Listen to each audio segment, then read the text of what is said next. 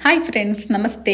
Welcome back to my YouTube channel. ನಾನು ಶೋಭಾ. ಇವತ್ತಿನ ನಮ್ಮ ಒಂದು ಅಡುಗೆ ಮನೆ ಕಾರ್ಯಕ್ರಮದಲ್ಲಿ ಮಾಡ್ತಾ ಇರುವಂತಹ ತುಂಬ ಆರೋಗ್ಯಕರವಾದಂತಹ ಬ್ರೇಕ್ಫಾಸ್ಟ್ ರೆಸಿಪಿನ ತಗೊಂಡು ಬಂದಿದ್ದೀನಿ. ಇದೆಷ್ಟು ಹೆಲ್ತಿ ಅಂತ ಅಂದರೆ ವೆಯ್ಟ್ ಲಾಸ್ ಮಾಡ್ಕೋಬೇಕು ಅನ್ನೋದಾದರೆ, ಹಾಗೆಯೇ ಪುಟ್ಟ ಮಕ್ಕಳಿಗೆ ಇದನ್ನು ನೀವು ಮಾಡಿಕೊಟ್ರೆ ತುಂಬಾ ಇಷ್ಟಪಟ್ಟು ತಿಂತಾರೆ. ಹಾಗೆಯೇ ಆಫೀಸ್ಗೆ ಹೋಗೋ ಅಂಥವ್ರು ಇದನ್ನು ನೀವು ಕ್ಯಾರಿ ಕೂಡ ಮಾಡ್ಕೊಳ್ಬೋದು. ತುಂಬಾ ಫಾಸ್ಟಾಗಿ ಆಗುವಂತಹ ಬ್ರೇಕ್ಫಾಸ್ಟು, ಬಟ್ ತುಂಬಾ ಟೇಸ್ಟಿಯಾಗಿರುತ್ತೆ. ಕಡಿಮೆ ಸಮಯದಲ್ಲಿ ದಿಢೀರಾಗಿ ಮಾಡ್ಕೊಳ್ಬೋದು. ಮಾಡ್ತಾ ಇರುವಂಥದ್ದು ಈಗಾಗಲೇ ತಮ್ಲೈನ್ ನೋಡಿದ್ದೀರಾ. ಸೊ ನಾನು ಮಾಡ್ತಾ ಇರೋವಂಥದ್ದು ಅಕ್ಕಿ ತರಿ ಮಸಾಲೆ ಕಡುಬು, ಅಥವಾ ಇದನ್ನು ನೀವು ಖಾರ ಕಡುಬು ಅಂತ ಕೂಡ ಕರಿಬೋದು, ಅಥವಾ ಸ್ಟೀಮಿಡ್ ಕಡುಬು ಅಂತಲೂ ಕೂಡ ಕರಿಬೋದು. ಬನ್ನಿ ಮತ್ತೆ ಯಾಕೆ ತಡ, ವಿಡಿಯೋನ ಸ್ಟಾರ್ಟ್ ಮಾಡ್ತಾ ಇದ್ದೀನಿ. ಹಾಗೆ ಆರೋಗ್ಯದ ಅಡುಗೆ ಚಾನಲ್ನಲ್ಲಿ ತುಂಬಾ ಅನೇಕವಾದಂತಹ ವೀಡಿಯೋಸ್ಗಳನ್ನ ಹಾಕಿದ್ದೀನಿ. ನಿಮ್ಗೆ ಯಾವುದಾದ್ರೂ ರೆಸಿಪಿ ಮೇಲೆ ಇಂಟ್ರೆಸ್ಟ್ ಇದ್ದರೆ ಖಂಡಿತ ಒಂದ್ಸಲ ಟ್ರೈ ಮಾಡಿ. ಹಾಗೆಯೇ ಮೊದಲನೇ ಬಾರಿ ನನ್ನ ಚಾನಲ್ನ ನೋಡ್ತಾ ಇರೋರು ನನ್ನ ಚಾನಲ್ನ ಪ್ಲೀಸ್ ಸಬ್ಸ್ಕ್ರೈಬ್ ಮಾಡ್ಕೊಂಡು ನೋಡಿ. ನಾನಿಲ್ಲಿ 1 ಕಪ್ಪಷ್ಟು ಅಕ್ಕಿ ತೊಗೊಂಡಿದ್ದೀನಿ. ನಾವು ದೋಸೆ ಅಕ್ಕಿ ಬಳಸ್ತೀವಲ್ವ ದೋಸೆಗೆಲ್ಲ, ಸೊ ಆ ಅಕ್ಕಿನೇ ನಾನಿಲ್ಲಿ ಆಲ್ರೆಡಿ ನಾನು ಇದನ್ನು ತೊಳೆದು ಬಿಸಿಲಲ್ಲಿ ಒಣಗಿಸಿ ನಾನು ಇದನ್ನು ರೆಡಿ ಮಾಡಿ ಯಾವಾಗಲೂ ಕೂಡ ಇಟ್ಕೊಂಡಿರ್ತೀನಿ. ಯಾಕೆ ಅಂತ ಅನ್ನೋದಾದರೆ, ನಾವು ಕೆಲವೊಂದು ಸಲ ನಾವು ಬ್ರೇಕ್ಫಾಸ್ಟ್ ಮಾಡ್ಕೊಳ್ಬೇಕಾಗತ್ತೆ ಏನಾದರೂ ಒಂದು. ಸೊ ಹಾಗಾಗಿ ಫಸ್ಟ್ ರೆಡಿ ಮಾಡಿ ಇಟ್ಕೊಂಡ್ಬಿಟ್ರೆ ತುಂಬ ಒಳ್ಳೆಯದಲ್ವ. ಹಾಗಾಗಿ ನೋಡಿ, ನಾನಿಲ್ಲಿ 1 ಕಪ್ಪು ಅಕ್ಕಿನ ತೊಗೊಂಡಿದ್ದೀನಿ. ಇದನ್ನು ನಾನು ಜಾರಿಗೆ ಹಾಕಿ ಇದನ್ನು ನಾವು ಅಂದರೆ ಅಕ್ಕಿ ತರಿ ಯಾವ ರೀತಿ ಬೇಕು, ಸೊ ನಾನು ಇದನ್ನು ಸಣ್ಣದಾಗಿ ಅಂದರೆ ರವೆ ಥರ ಬರುತ್ತಲ್ವ ಆ ರೀತಿಯಾಗಿ ನಾನು ಪೌಡರ್ ಮಾಡಿ ತೊಗೊಂಡಿದ್ದೀನಿ. ಸ್ವಲ್ಪ ತರಿಯಾಗಿರಲಿ, ತುಂಬ ಫೈನ್ ಪೌಡರ್ ಬೇಡ. ನೀವು ನೋಡ್ತಾ ಇರ್ಬೋದು ಇವಾಗ ಕರೆಕ್ಟಾಗಿ 1 ಕಪ್ಪಷ್ಟು ಆಗಿದೆ. ಅದನ್ನು ಪಕ್ಕಕ್ಕೆ ತೆಗೆದಿಟ್ಕೊಳ್ತೀನಿ. ನಂತರ ನೋಡಿ, ಒಂದು ಅಗಲವಾದಂತಹ ಬಾಣಲಿಗೆ ಒಂದು 3 ಟೇಬಲ್ ಸ್ಪೂನು ನಾನಿಲ್ಲಿ ಕಡಲೆಕಾಯಿ ಎಣ್ಣೆ ಹಾಕಿದ್ದೀನಿ. ನಂತರ ಸ್ವಲ್ಪ ಸಾಸಿವೆ, ಹಾಗೆಯೇ ಒಂದು 1/4 ಟೀ ಸ್ಪೂನು ಜೀರಿಗೆ ಹಾಕ್ಕೊಂಡಿದ್ದೀನಿ. ಇದಕ್ಕೆ ಉದ್ದಿನಬೇಳೆನ ಸುಮಾರು ಒಂದು 3 ಟೇಬಲ್ ಸ್ಪೂನ್ ಹಾಕ್ಕೊಂಡಿದ್ದೀನಿ. ಉದ್ದಿನಬೇಳೆ ಪ್ರಮಾಣನ ಸ್ವಲ್ಪ ಹೆಚ್ಚಾಗಿ ಹಾಕ್ಕೊಳ್ಳಿ, ಚೆನ್ನಾಗಿರುತ್ತೆ. ನಂತರ ಉದ್ದಿನಬೇಳೆ 1 ಟೇಬಲ್ ಸ್ಪೂನ್ ಹಾಕಿದ್ದೀನಿ. ಖಾರಕ್ಕೆ ನಾನಿಲ್ಲಿ 3 ಹಸಿಮೆಣಸಿನ್ಕಾಯಿನ ಚಿಕ್ಕದಾಗಿ ಕತ್ತರಿಸಿ ಸೇರಿಸ್ಕೊಳ್ತಾ ಇದ್ದೀನಿ. ನಂತರ ಕರಿಬೇವಿನ ಸೊಪ್ಪು ಇಷ್ಟನ್ನು ಹಾಕಿ ನಾವು ಫಸ್ಟ್ ಇದನ್ನು ಫ್ರೈ ಮಾಡ್ಕೊಳ್ಳೋಣ.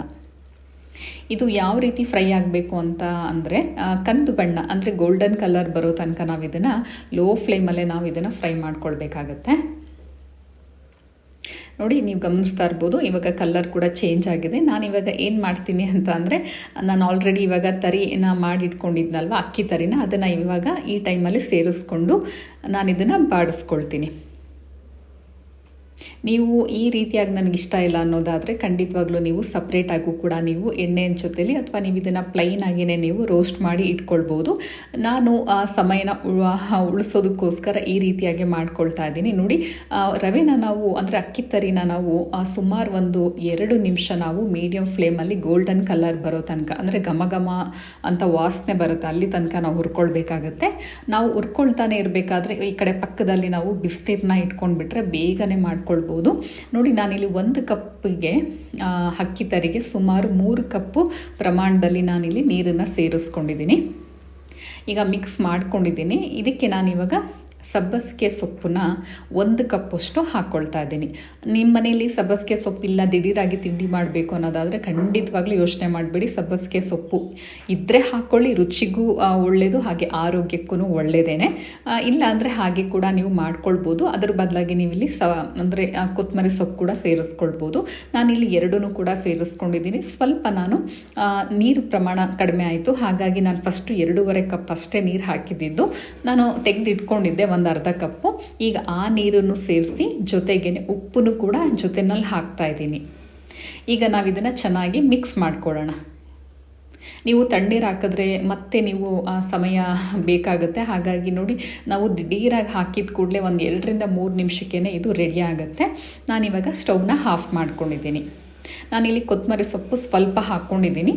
ನೀವು ಬೇಕಾದರೆ ಹೆಚ್ಚಿಗೆ ಕೂಡ ನೀವು ಇಲ್ಲಿ ಹಾಕ್ಕೊಳ್ಬೋದು. ನೋಡಿ, ಸ್ಟವ್ನ ಆಫ್ ಮಾಡ್ಕೊಂಡಿದ್ದೀನಿ. ಇದನ್ನು ಜಸ್ಟ್ ಒಂದು 2 ನಿಮಿಷ ನಾನು ತಣ್ಣಗೆ ಆಗಬೇಕು ಅನ್ನೋ ಕಾರಣಕ್ಕೆ ತಟ್ಟೆಗೆ ಸುರ್ಕೊಂಡಿದ್ದೀನಿ. ಈ ರೀತಿಯಾಗಿ ಮಾಡ್ಕೊಳ್ಳಿ. ಯಾವಾಗಲೂ ಒಂದೇ ಥರ ಬ್ರೇಕ್ಫಾಸ್ಟ್ ತಿಂದು ಬೇಜಾರಾಗಿದ್ದರೆ ಈ ಒಂದು ರೆಸಿಪಿನ ಮಾಡಿ, ತುಂಬಾ ಚೆನ್ನಾಗಿರುತ್ತೆ. ನೋಡಿ, ನಾನು ಸ್ಟೀಮ್ ಮಾಡ್ಕೊಳ್ಳೋಕ್ಕೆ ಆಲ್ರೆಡಿ ಒಂದು ಪಾತ್ರೆಗೆ ನೀರನ್ನು ಸೇರಿಸಿ ಈ ಥರ ಒಂದು ಬೌಲ್ ಇರುತ್ತಲ್ವ, ಅದು ಮುಚ್ಚಳನ ಮುಚ್ಚಿ ಒಂದು 5 ನಿಮಿಷ ಅದನ್ನು ಹಾಗೆ ಬಿಡ್ತಾ ಇದ್ದೀನಿ. ನಂತರ ನೋಡಿ, ಇವಾಗ ಇದು ತಣ್ಣಗಾಗಿದೆ. ಇದನ್ನು ನಾವು ಚೆನ್ನಾಗಿ ಸ್ಮೂತಾಗಿ ನಾವು ಕಲಿಸ್ಕೊಳ್ಬೇಕಾಗತ್ತೆ. ಯಾವುದೇ ರೀತಿ ಕೈಗೆ ಅಂಟೋದಿಲ್ಲ, ಹಾಗೆಯೇ ರುಚಿ ಕೂಡ ತುಂಬಾ ಚೆನ್ನಾಗಿರುತ್ತೆ. ಇದನ್ನು ನೀವು ಕಡಿಮೆ ಸಮಯದಲ್ಲಿ ಮಾಡ್ಕೊಳ್ಬೋದು. ಆಫೀಸ್ಗೆ ಹೋಗುವಂಥವ್ರು, ಹಾಗೆಯೇ ಇವಾಗ ಸ್ಕೂಲ್ಗಳು ಸ್ಟಾರ್ಟ್ ಆಗ್ತಾ ಇದೆ, ಸೊ ಮಕ್ಕಳಿಗೂ ಕೂಡ ಈ ಥರ ಮಾಡಿ ನೀವು ಬಾಕ್ಸಿಗೆ ಕಟ್ಕೊಟ್ರೆ ಖಂಡಿತ ಇಷ್ಟಪಟ್ಟು ತಿಂತಾರೆ. ನೋಡಿ, ನಿಮಗೆ ತೋರಿಸ್ತಾ ಇದ್ದೀನಿ ನೋಡಿ ಯಾವ ರೀತಿಯಾಗಿ ಬಂದಿದೆ ಅಂತ. ಚೆನ್ನಾಗಿ ನಾನಿಲ್ಲಿ ಅಂದರೆ ನೀರು ತೊಗೊಂಡಿರೋವಂಥದ್ದು ಕರೆಕ್ಟಾಗಿ ಇಲ್ಲಿ ಅಂದರೆ ಪ್ರಮಾಣ ಎಲ್ಲ ಹದವಾಗಿ ಚೆನ್ನಾಗಿ ಬೆಂದಿದೆ. ಯಾವುದೇ ರೀತಿ ನೋಡಿ ಕೈಗೆ ಅಂಟ್ಕೊಳ್ತಾ ಇಲ್ಲ. ನಾವು ಇದಕ್ಕೆ ಆಲ್ರೆಡಿ ಎಣ್ಣೆಯಲ್ಲಿ ನಾವು ಫ್ರೈ ಮಾಡಿರ್ತೀವಲ್ವ, ಹಾಗಾಗಿ ನಾವು ಏನು ಮತ್ತೆ ಎಣ್ಣೆ ಬಳಸೋದೇ ಬೇಡ. ನೋಡಿ, ಕೈ ಕೂಡ ಅಂಟ್ತಾ ಇಲ್ಲ. ನೋಡಿ, ಫಸ್ಟು ನಮ್ಗೆ ಯಾವ ಆಕಾರದಲ್ಲಿ ಬೇಕು ಆ ಆಕಾರದಲ್ಲಿ ಉಂಡೆನ ತೊಗೊಳ್ಬೇಕಾಗತ್ತೆ.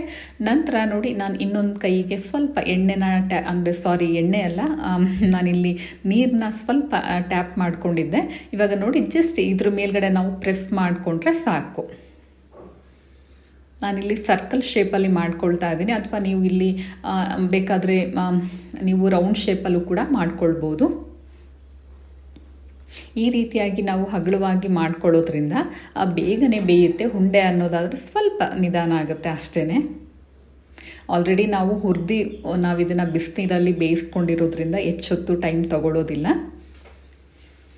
ನೋಡಿ, ಇವಾಗ ಈ ರೀತಿಯಾಗಿ ಮಾಡ್ಕೊಳ್ಬೇಕು. ಸುತ್ತ ಎಲ್ಲ ಏನು ಕಷ್ಟ ಆಗೋದಿಲ್ಲ, ತುಂಬಾ ಈಸಿಯಾಗಿ ಮಾಡ್ಕೊಳ್ಬೋದು. ನೋಡಿ, ಸೈಡ್ ಏನಿದೆ ಈ ಎಡ್ಜಸ್ ಎಲ್ಲ ಇದನ್ನು ನಾವು ಈ ಥರ ರೋಲ್ ಮಾಡಿ ಕೈಯಿಂದ ತಡ್ಕೊಂಡ್ರೆ ಸಾಕು, ತುಂಬಾ ಚೆನ್ನಾಗಿ ಬರುತ್ತೆ. ನೋಡಿ, ಇದು ಕೂಡ ಇವಾಗ ರೆಡಿಯಾಗಿದೆ. ನಾನು ತಗೊಂಡಿರೋದು 1 ಕಪ್ಪು ಅಕ್ಕಿ ತರೆಗೆ ಸುಮಾರು ಒಂದು 9 ಕಡುಬುಗಳಾಗಿದೆ. ಈ ಕಡೆ ಸ್ಟೀಮ್ ಮಾಡ್ಕೊಳ್ಳೋಕ್ಕೆ ಬಿಟ್ಟಿದ್ನಲ್ವ, ಈಗ ಇದು ಕೂಡ ರೆಡಿಯಾಗಿದೆ. ಇವಾಗ ಒಂದೊಂದಾಗಿ ನಾವು ಕಡುಬುನ ಸೇರಿಸ್ಕೊಳ್ಳೋಣ.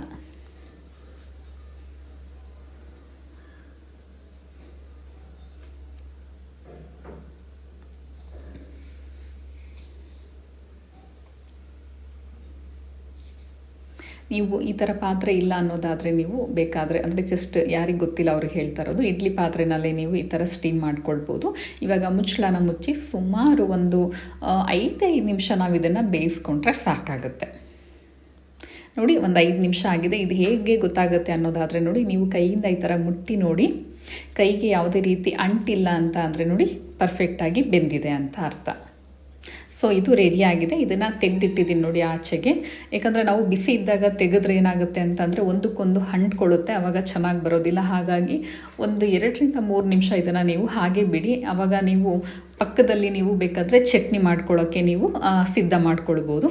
ಇವಾಗ ನೋಡಿ, ಪ್ಲೇಟಿಗೆ ಜೋಡಿಸ್ಕೊಂಡಿದ್ದೀನಿ ಯಾವ ರೀತಿ ಬಂದಿದೆ ಅಂತ ಅಂದ್ಬಿಟ್ಟು. ಇವಾಗ ಫೈನಲ್ ಆಗಿ ಅಕ್ಕಿ ತರಿ ಕಡುಬು ರೆಡಿಯಾಗಿದೆ ಚಟ್ನಿ ಜೊತೆಯಲ್ಲಿ. ನಿಮಗೆ ಯಾವ ಚಟ್ನಿ ಇಷ್ಟನೋ ಆ ಚಟ್ನಿ ಇಲ್ಲಿ ನೀವು ಮಾಡ್ಕೊಳ್ಬೋದು. ನಾನಿಲ್ಲಿ ಕಾಮನ್ ಆಗಿ ಈ ಒಂದು ಚಟ್ನಿನ ನಾನು ಮೊನ್ನೆ ರೆಸಿಪಿ ವಿಡಿಯೋಗೆ ಹಾಕಿದ್ದೆ, ಅದೇ ಒಂದು ಚಟ್ನಿನ ನಾನು ಇಲ್ಲಿ ಮಾಡ್ಕೊಂಡಿದ್ದೀನಿ. ಕಾಂಬಿನೇಷನ್ ಅಂತೂ ಸಖತ್ತಾಗಿರುತ್ತೆ. ಒಂದು ಸಲ ಟ್ರೈ ಮಾಡಿ. ಹಾಗೆ ವಿಡಿಯೋ ಇಷ್ಟ ಆದರೆ ಲೈಕ್ ಮಾಡಿ. ಧನ್ಯವಾದ ವಿಡಿಯೋ ನೋಡಿದ್ದಕ್ಕಾಗಿ.